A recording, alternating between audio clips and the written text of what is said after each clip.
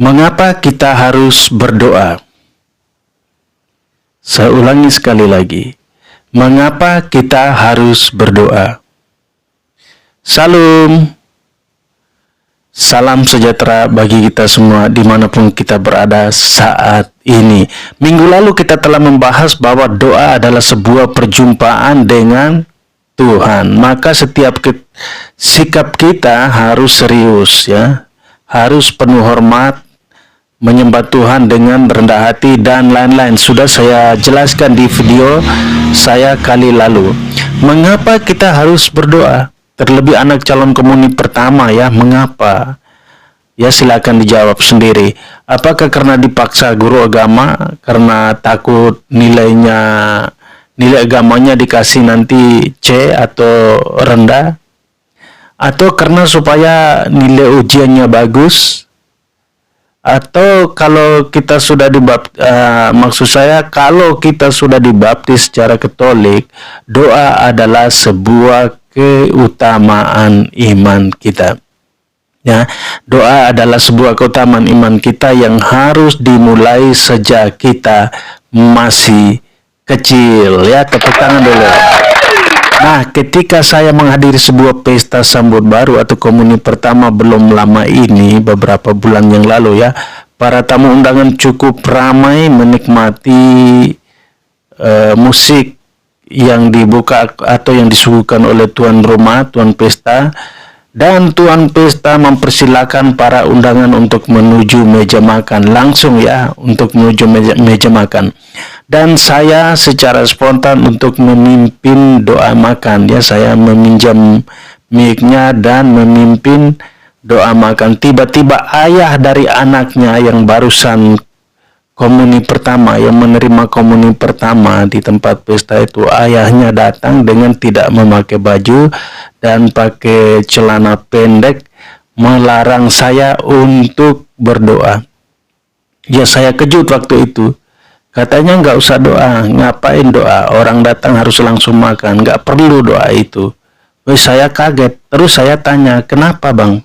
Kata bapaknya, kata ayahnya, wah, untuk apa berdoa? Saya sudah 3 tahun nganggur, Tuhan kasih apa?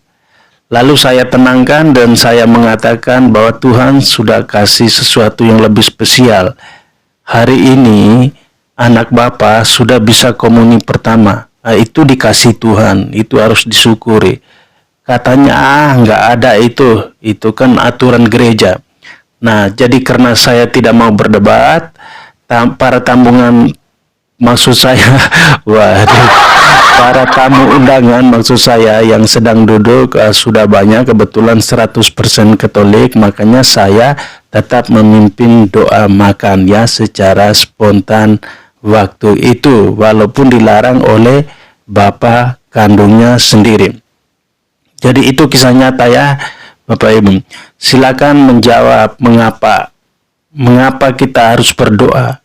Karena di dalam hidup ini kita dihadapkan berbagai percobaan, dan dengan berdoa kita dibantu untuk mengatasi masalah berat maupun masalah ringan dengan cara Allah, ya. Jadi itu Bapak Ibu.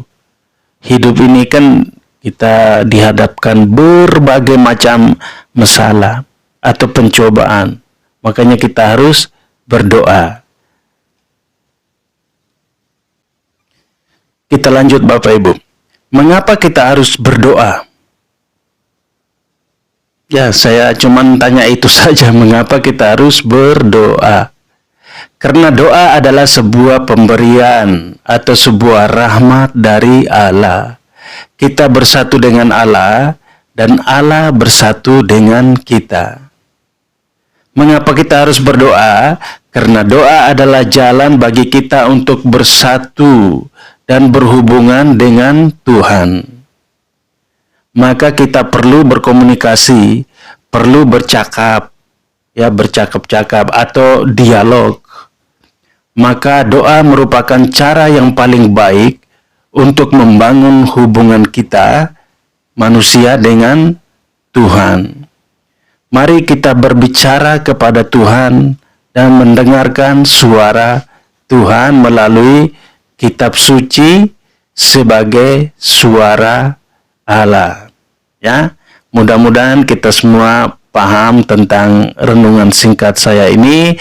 Ini merupakan renungan pribadi saya, ya. Apabila ada kesalahan, mohon dimaafkan, mohon dibetulkan, mohon diluruskan, ya. Karena ini merupakan renungan pribadi Bapak Ibu. Ya, tetap semangat. Ya, saran saya mari kita rajin-rajinlah berdoa.